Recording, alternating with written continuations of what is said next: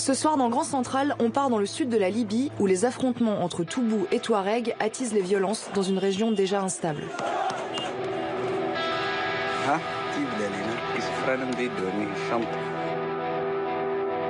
ناقصين افراد اللي فوق كاينين واجد قصدي اللي توفوا هدايا اكثرنا النسبه اللي توفت فوق الجبل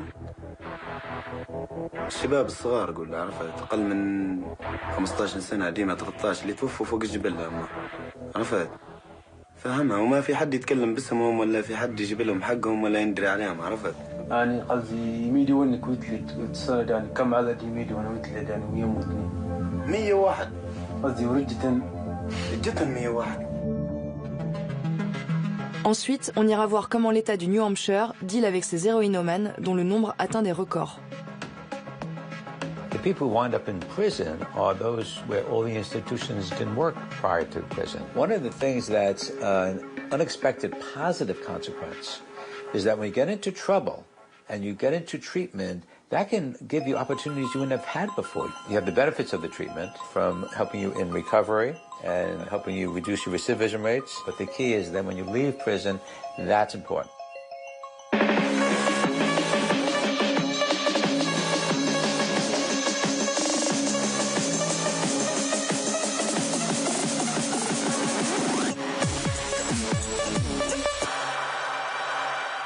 Bonsoir, chaque semaine, depuis la rédaction de Vice France, on vous passe des sujets réalisés par nos équipes partout dans le monde pour documenter l'actualité, la culture, la société et ses marges. Bienvenue dans Grand Central. Alors que le monde a les yeux fixés sur l'expansion de Daesh en Libye, il y a une autre guerre silencieuse qui ravage la région du Fezzan dans le sud-ouest du pays. En effet, après plus d'un siècle de paix, les Toubous et les Touaregs s'affrontent à nouveau en plein désert du Sahel. Vice News s'est rendu sur place.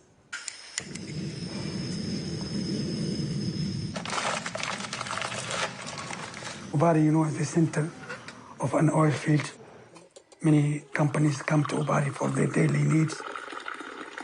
Depuis plus d'un an, Ubari est au centre d'une guerre oubliée qu'Aboubacar Akati se bat pour arrêter.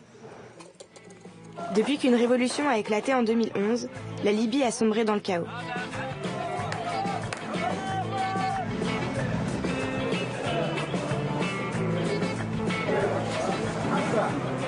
Aujourd'hui, deux gouvernements rivaux ont émergé. L'un s'est installé à l'est, l'autre à l'ouest, et chacun dirige plusieurs milices qui se disputent le contrôle du pays.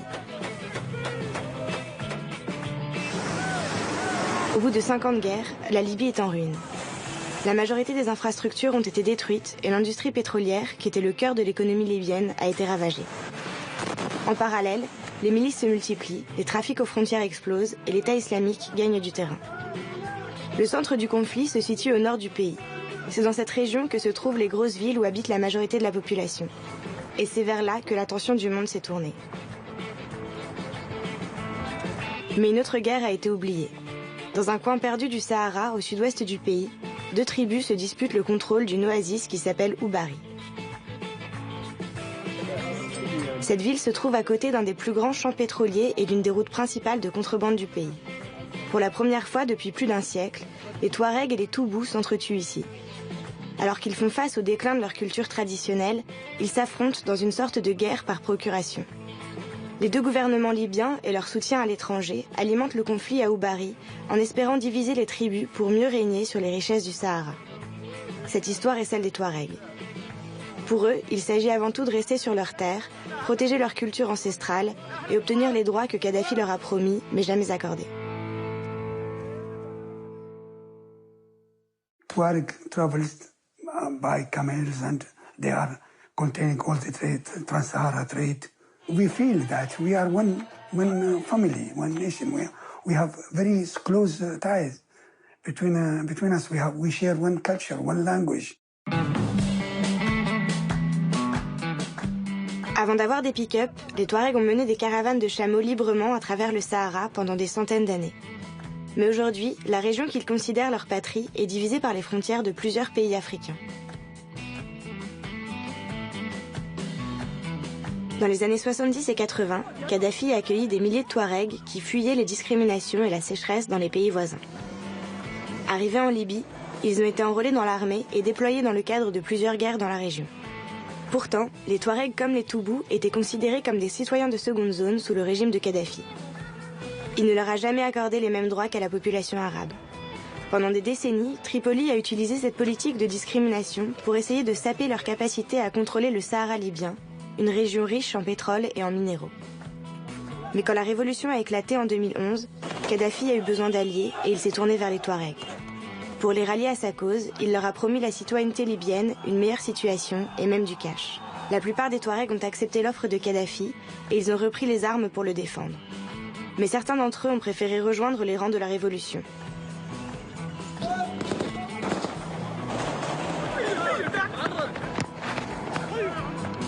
Voilà Hassan Essa et Youssif Daman. Ils sont meilleurs potes depuis l'enfance.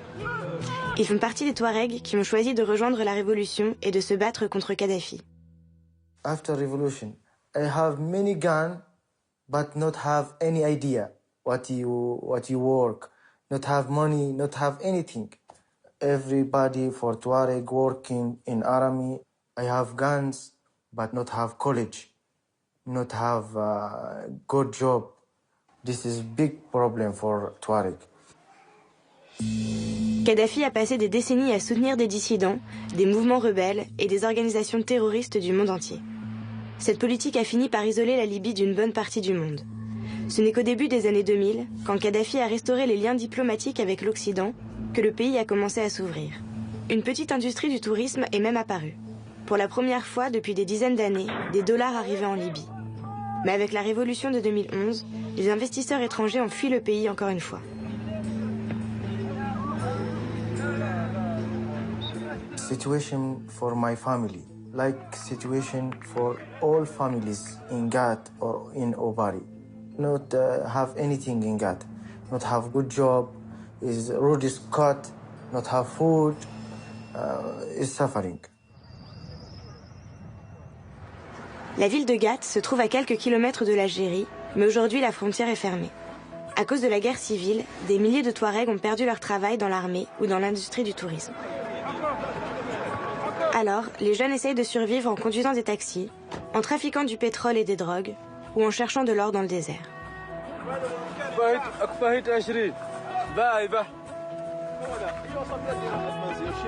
Alors que la plupart des stations-service du sud du pays sont fermées, cet ancien soldat trafique de l'essence pour essayer de joindre les deux bouts.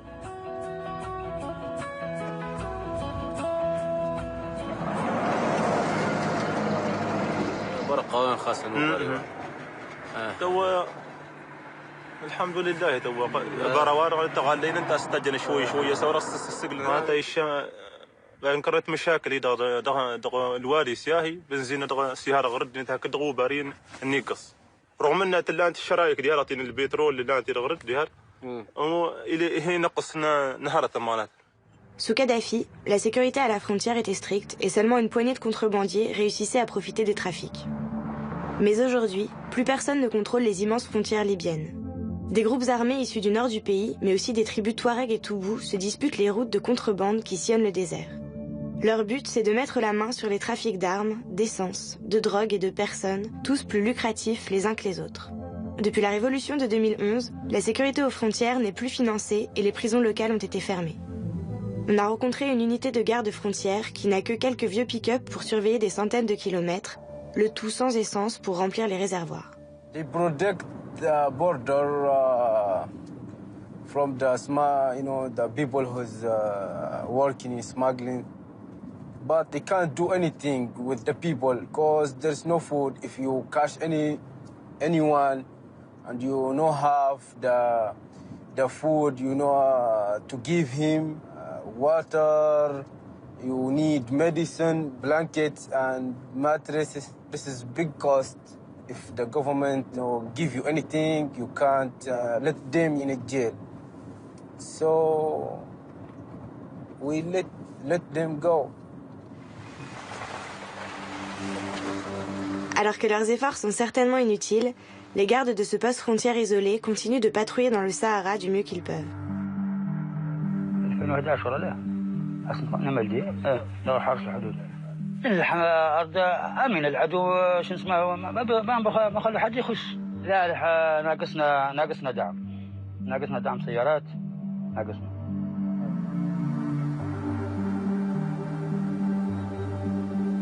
Actuellement, les nomades Touaregs n'ont pas trop de problèmes pour rentrer en Libye. Mais c'est une autre histoire quand ils essaient de retourner en Algérie ou au Niger. Depuis quelques années, ces pays ont renforcé la sécurité de leurs frontières et refusent de laisser passer les caravanes. Après la chute de Kadhafi, certains membres de la tribu ont lancé une campagne au Mali pour essayer d'établir une patrie Touareg. C'était un échec. Ils sont rentrés vaincus et la cause a été récupérée par des groupes islamistes. Depuis, les Touaregs se font traiter de terroristes. Vu que la frontière est fermée et que l'unique route qui relie la région au reste de la Libye est bloquée par les combats à Oubari, les jeunes Touaregs de Gat n'ont pas grand-chose à faire.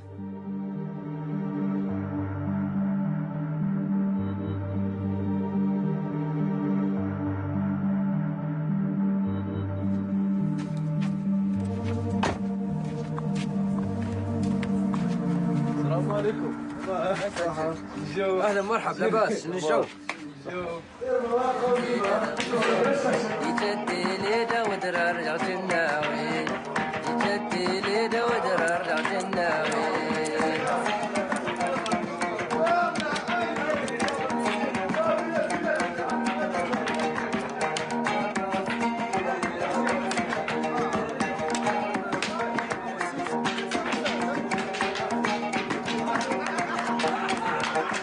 We don't have many choices. We have limited to do here. This is our life here.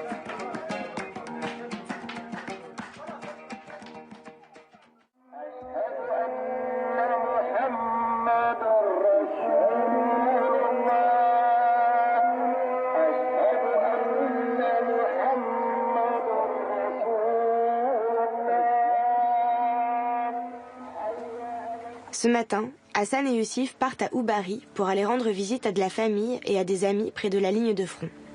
Ça fait plus d'1 an que les Touaregs et les Toubous s'affrontent dans cette ville qui a été pratiquement réduite en ruines.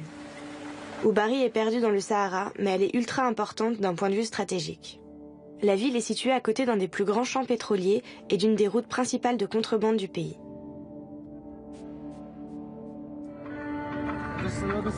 Pour s'y rendre, il faut compter 5 heures de bagnole en plein cagnard saharien et emprunter des routes truffées de bandits.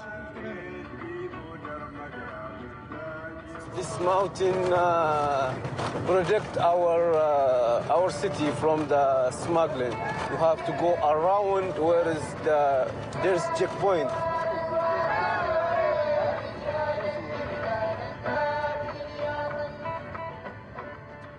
This is the road to Salvador and Niger.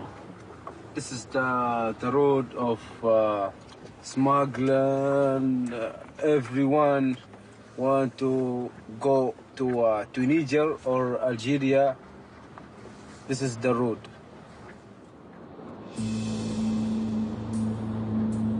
Avant les combats, Oubari était une ville paisible où des Arabes, des Toubous et des Touaregs vivaient côte à côte. Mais aujourd'hui, Youssif et Hassan stressent quand on s'approche de la zone de conflit. Alors, pour se donner une contenance, Hassan met son chèche. This is Touareg. What do you think? It's good, huh?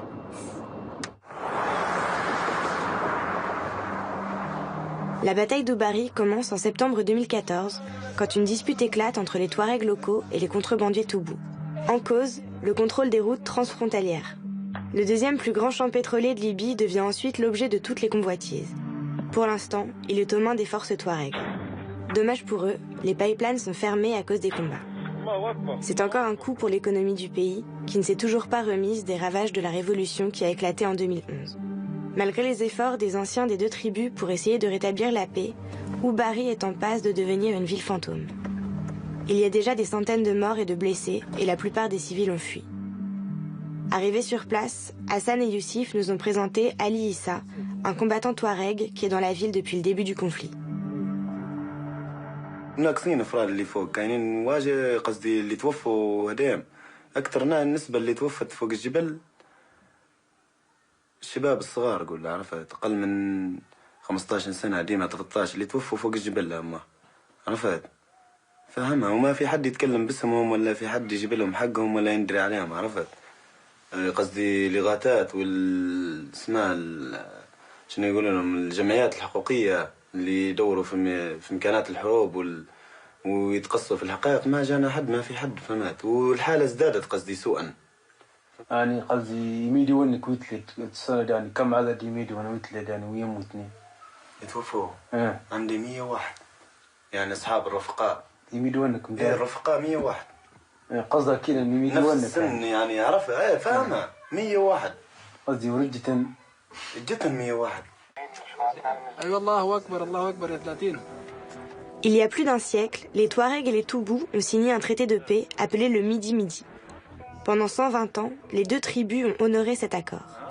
Elles ont même refusé de se faire la guerre quand elles se sont retrouvées dans des camps opposés pendant la Révolution. Mais aujourd'hui, le Midi-Midi est passé à la trappe et Ali nous a emmenés au cœur d'Oubari pour en voir les conséquences. Pendant qu'il remonte la montagne, Ali doit esquiver le feu des snipers. Celui qui contrôle la montagne contrôle la ville. Et pour le moment, les deux sont aux mains des Touaregs. ما تفهم الحرب كيف راه توزعت.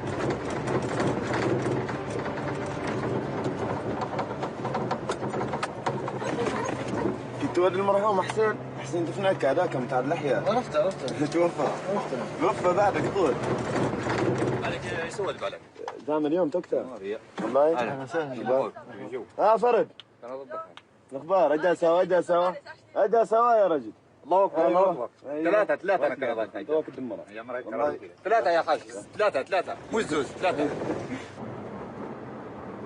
اولتين امس هنيت نازل من الجبل ما رموني بك لين خشيت القطر انا هو جاي طربقوا علي تعرف ثم ريت نهاية الجبل الثاني هو نهايته ودني ليك زيك في نهايته غادي قاعدين لا تعرف يرموا من فوق ايه لما ترقى يا سلام زي قبل الطريق اللي درناها قاع والله مشكلة الناس منت بس بنجروا من هنا لين غادي. A peace was last for 120 years has been broken now. Oil fields are all in these municipalities, Murzuk and Ubari. So I think if there is any superpower or any even regional power who has any or wish to control the south, they should make a war between Tuareg and Tubu. With Ali is good driver. Ali is good driver. I am fine.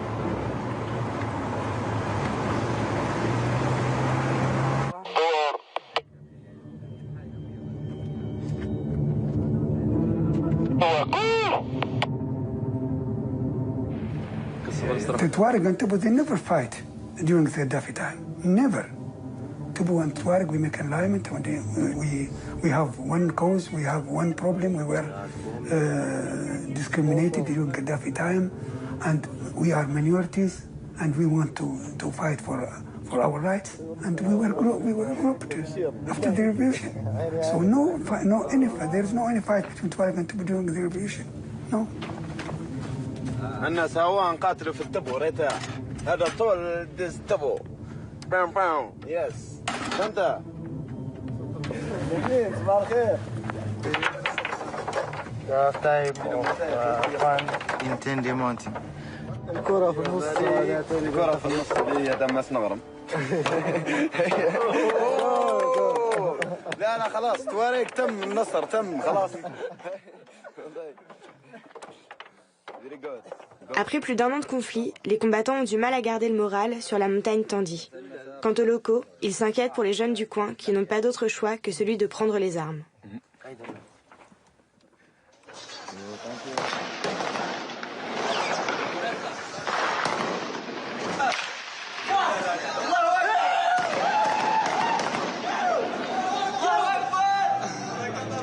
Le centre-ville d'Oubari est l'endroit le plus meurtrier de l'oasis, infesté de snipers Touareg et Toubou.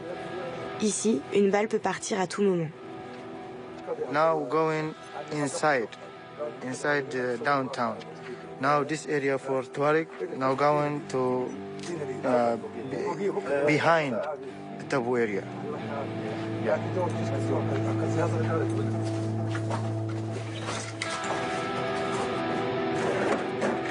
Une chose sur laquelle les deux camps sont d'accord, c'est que les gouvernements libyens et ceux qui les soutiennent encouragent les conflits à Oubari. En filant des armes et pas mal d'argent, ils essaient de diviser pour mieux régner sur cette zone stratégique. Many fighters from Tuareg is dead here.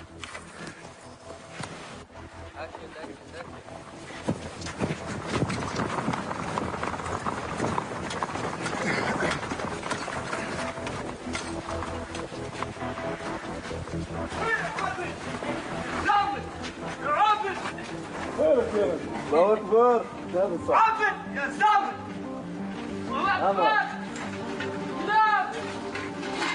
الله اكبر هذه بالله السكر صح صح هذه بالله السكر ها تجيب لي علينا يوسف رانا نبيدو هنيه الشنطه. Chaque camp n'hésite pas à cracher sur l'autre. Les Touaregs accusent leurs ennemis d'être à la solde de la France. D'après eux, les Français veulent profiter des violences pour s'imposer dans la région. De leur côté, les Toubous traitent les Touaregs d'islamistes radicaux, une réputation qui les poursuit depuis leur campagne au Mali. Pourtant, ils n'ont aucun mal à répondre à ce genre de remarques. We love to listen to our music. We never blow ourselves. Terrorists like this. We love the life. تنظيم القاعده بالله عليك آلة تنظيم القاعده بالله. This is tourists. 15 سنه. This is tourists. زوادنا احنا انا كأنك موقع ينداج. ولعوا نار هناك ولع النار. يا محمود أسي خل الهمي وانا غادي درغي أسي خل الهمي وانا غادي درغي الله اكبر. هذه حياتنا ريتها. وين يا انت؟ فين كلام؟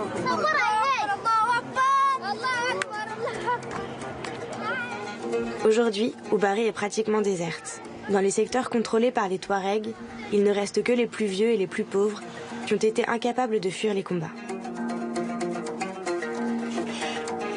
Oh, my friend.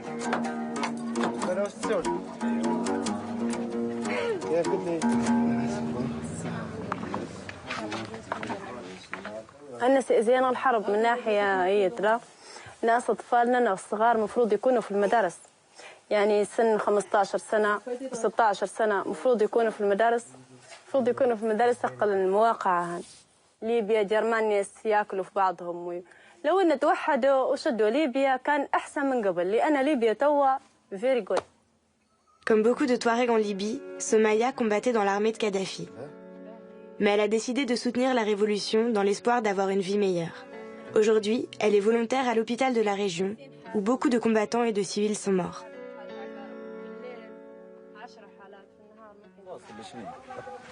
هنا في ديما يطيحوا صواريخ في هرم.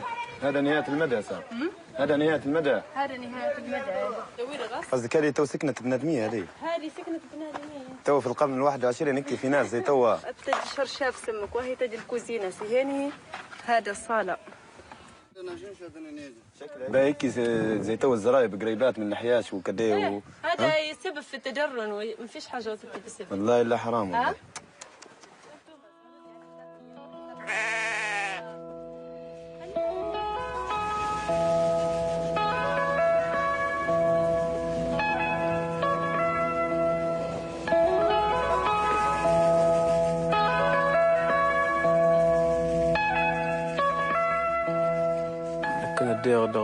كنا سوا غيجن جرينا غادي كردان نلا منيكت ندنت موتن دغ الحرب تغيجت اللي خاليهن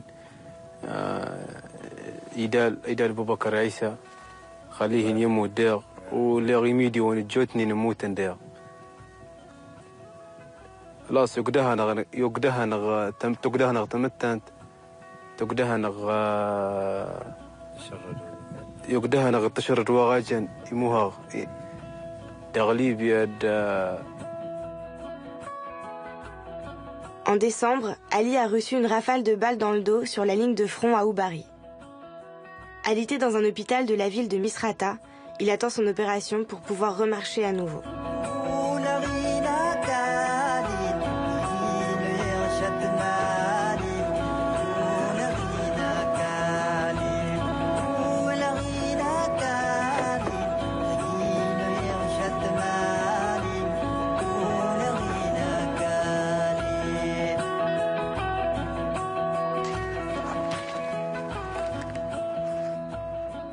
making peace with the taboo, it's very difficult.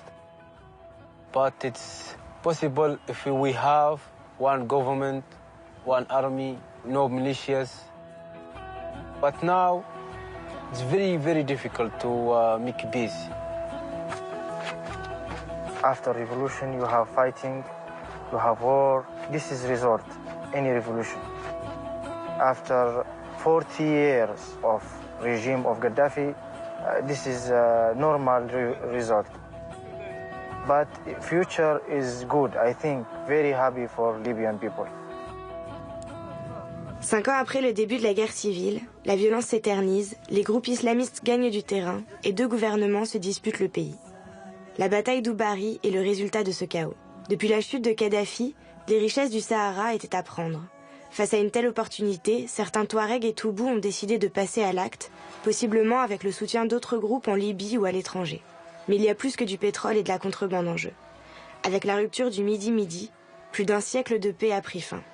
Maintenant, toute une génération de jeunes Touaregs apprend à manier la calache au risque d'oublier comment guider une caravane dans le désert. Although it's not needed now, Touareg can go directly from any place to any place without GPS. Touareg that can go from Oubari direct to Timbuktu by stars. This is inherited from 1,000 years ago. This is our culture.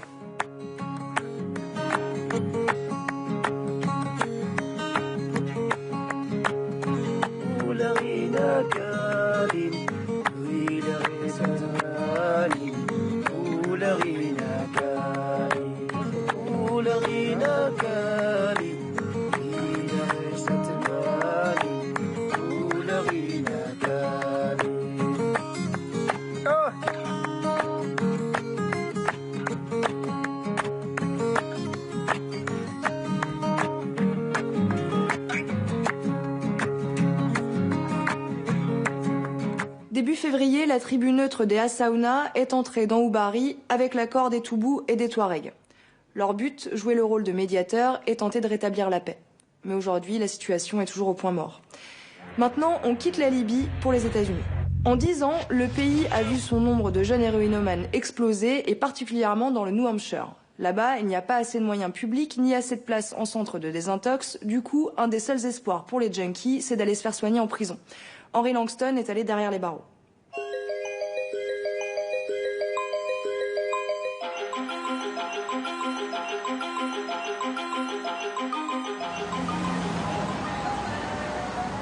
We've come to Serenity Place in Manchester, which is a rehab treatment facility that, unlike others, lets you in regardless of your financial situation. What's the most common substance that people come in and saying that they have a problem with? Heroin, by far. Yes, sir. And is that something that's gotten worse over the few years? Or I would say so. The state of New Hampshire and really New England as a whole is experiencing quite the opiate epidemic, but heroin has by far been the most common substance that we've seen our clients try to detox from and receive treatment for. How difficult it is generally for someone with a substance abuse issue to get treatment, whatever kind of treatment that is? Unfortunately, it's very difficult at this period of time. There's such a lack of awareness out there amongst the general public, and there's an incredible lack of treatment that's available. And what's the situation right now? Do you have a waiting list, or do you have some beds available? We do have a waiting list, specifically this time of year. My rough estimation is that we're looking at about a handful of weeks. Aux États-Unis, le nombre d'overdoses dues à l'héroïne a été multiplié par 4 depuis 2002. Le New Hampshire est l'État le plus touché par cette crise. Il ne compte que 1,3 million d'habitants, mais les opiacés y tuent 400 personnes tous les ans. Pourtant, c'est l'État qui finance le moins de programmes de désintox du pays. Ici, les places en centre de désintox sont souvent chères et les listes d'attente peuvent durer des semaines. Alors un des seuls espoirs pour les camés, c'est la tôle. Dans la prison de Berlin, 68 détenus suivent un des programmes de désintox les plus stricts du pays. Ils sont enfermés dans un même bloc, séparés du reste des prisonniers, et ils doivent participer à des séances de thérapie de groupe et à des entretiens individuels tous les jours. L'idée, c'est de créer un cadre ultra structuré où la thérapie et les activités sportives sont obligatoires pour pousser les toxicos à surmonter leur addiction ensemble. I got out last October. I left this place with a Suboxone habit. So what's the next available thing? Go back to heroin and cheaper. Brian fait partie du programme de désintox. Il est allé en tôle une première fois pour avoir volé un pied de marijuana chez les membres d'une fraternité. Et il y est revenu pour avoir violé les conditions de sa libération. C'est en prison qu'il est devenu accro au Suboxone, un médicament généralement prescrit pour décrocher de l'héro. Au début, il s'était tourné vers les médocs pour gérer le stress d'être sous les verrous.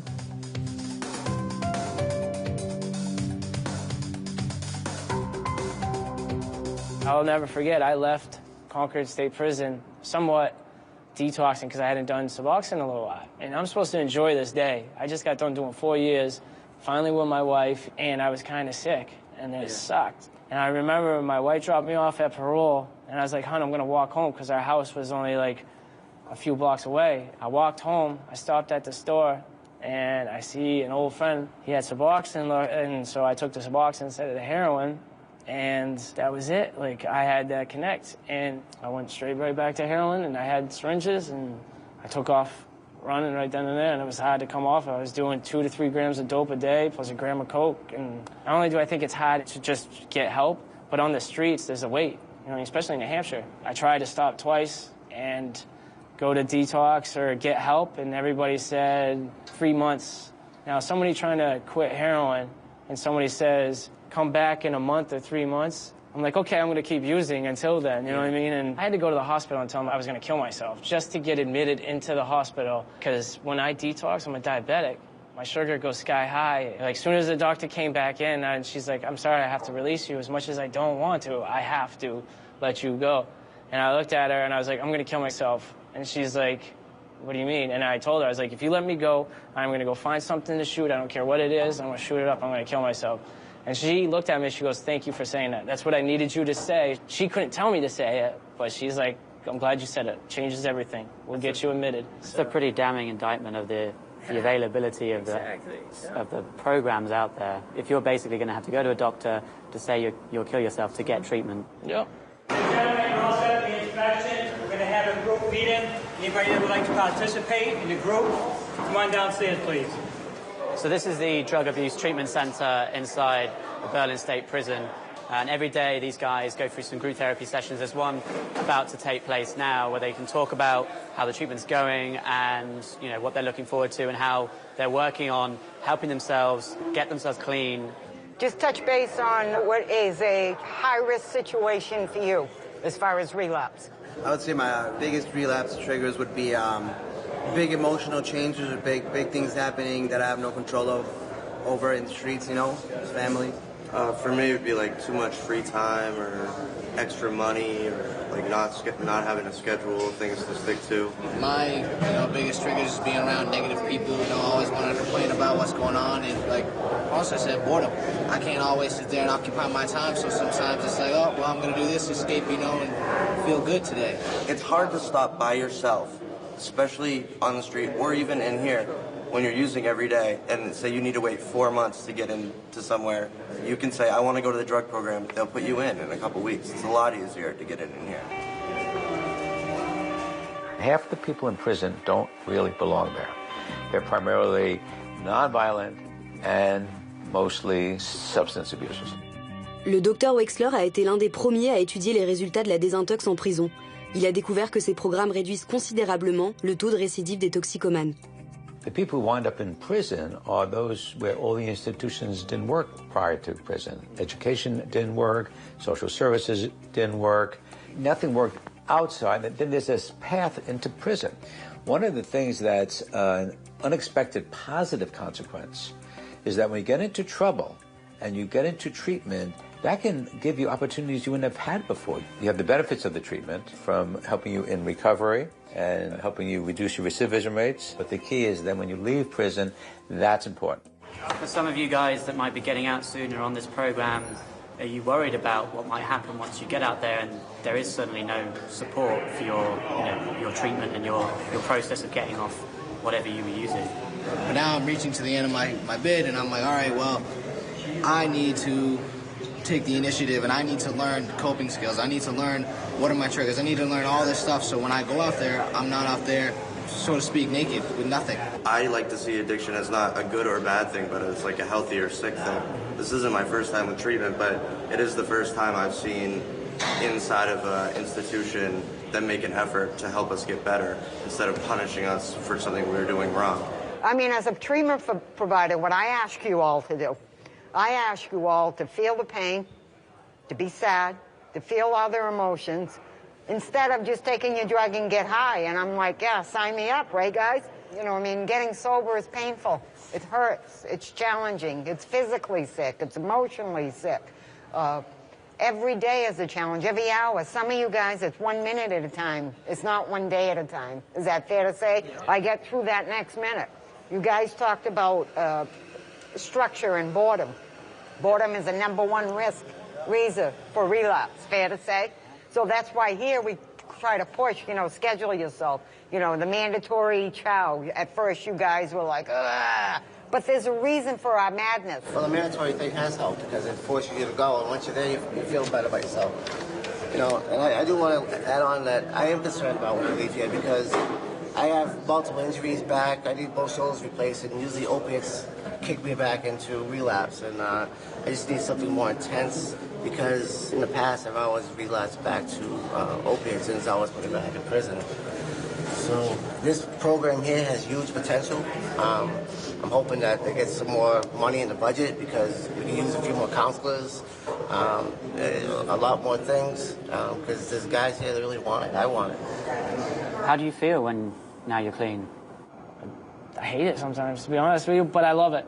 It's weird. I hate it, but I love it because I have to deal with stuff. But I love it that I can deal with stuff with a clean head. And now that I'm sober and stuff like that, I'm like, I wasted all these good things that I could have been doing and been like close to my wife, and here I am, you know what I mean? So like, so all those feelings come back. Like, I'm glad I got them back. Like, I'm glad I can feel sometimes now that I'm not numb. Like, so if something's bothering me, I can talk about it. Given that the treatment access is still hard out there, what are your feelings towards leaving this quite strict program to then suddenly going out and having no sort of regime? If I was to leave now, I wouldn't make it. I'd probably OD. I'd probably be one of the guys on the news. There's no way I can make it right now because I know no matter what, I need some type of long-term treatment program when I leave here. I don't need 2 weeks, a month sober. Like, I need a year sober before I can finally say, okay, now I'm like on the right path. Certains toxicos en fin de peine se retrouvent dans des centres de semi-liberté où ils ne reçoivent pratiquement aucun traitement. My daughter's little. She doesn't want to sit in there more than 5 minutes. So we come out here and play. C'est le cas d'Annick Sarantopoulos. Suite à une blessure à l'épaule, elle est devenue accro aux antidouleurs.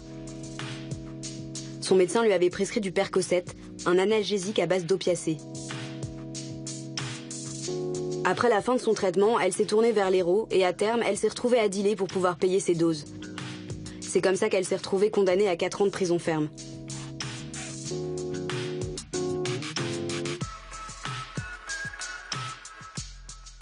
How hard is it to stay clean? And, you know, is the threat of relapse something that you're worried about? Yes, I am very worried about it because it's happened so many times. The relapse is one thing, is what comes after the relapse. A lot of the family members will get mad at you for relapsing, and why didn't you ask for help, and why this and why that. It's at the point in time when it's happening, you just don't want to disappoint them again. So well, for me anyway, I tried to hide it the best I can. But for me, addiction, I lived through it as a kid. My father was an addict. And I hated drugs. I wanted nothing to do with it. When it happened to me, I just could not believe it had happened to me. Knowing so much about it and having suffered through it as a kid, I could not wrap my head around that it happened to me. I really couldn't. Do you often look back, you know, on your path to addiction from something that was just prescribed to you by a doctor, which you're not going to question? Do you look back and just go, yeah, I can't believe that that's what's happened? Every day. Every day that I get up. And when I see my actions, I do the same thing to my child, what my dad did to me, and I remember exactly how I felt when I was a kid. Yeah. To my dad going to jail, or my dad getting arrested, or my dad being out partying. Once I realize what I'm doing and remember how I felt as a kid, I hate myself for it every day, for doing it to her. She's my kid, she's my love, she's my life, she's everything. And I would never intentionally hurt her, but she suffered from my addiction a lot. Other women who've gone out there, fully transitioned, and if you've spoken to them, what's their experience of the support that's out there? And are you concerned about that, or are you feeling pretty confident? Since I've been in, I've seen people come in, do their bid, leave, and come back for a setback once, twice. So it is my concern that there's not enough out there, because I would say 80% of the people either going back in with a new bid or coming back here for a setback.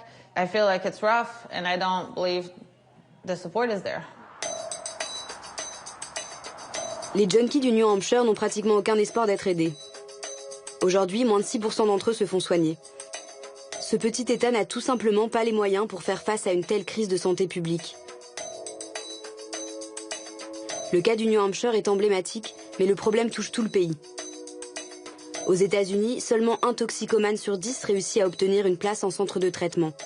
Faute de soins, des milliers d'entre eux meurent tous les ans.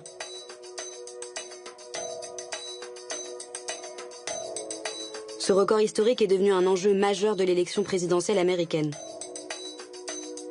When somebody is addicted and seeking help, they should not have to wait 3-4 months in order to get that help. They should be able to walk in the door tomorrow and get a variety of treatments that work for them. We have to do more on the prescribing end of it. There are too many opioids being prescribed, and that leads directly now to heroin addiction. Why do you think New Hampshire has this problem? I just think everybody wasn't ready for opiates, the signs and stuff like that, because opiates, when you're on them, you can be the greatest talker in the world, you know what I mean? You can connive anybody, and everybody thinks everything's fine, until they really notice there's a problem, when people are dying, people are robbing, people are stealing from each other, hurting each other, and then New Hampshire's like, oh, well, you might have a problem. Alors que la prescription abusive d'opiacés continue de faire augmenter le nombre de junkies, les centres de traitement restent rares. Actuellement, les programmes de désintox en prison sont le seul espoir pour des milliers d'Américains comme Brian et Annick. Mais cette mesure est un dernier recours, pas une véritable solution. Aux États-Unis, plus de 8000 personnes meurent tous les ans d'une overdose d'héroïne et près de 20 000 d'une overdose d'autres types d'opiacés. Tant que le gouvernement ne proposera pas de solution à long terme, la toxicomanie continuera de ressembler à une épidémie.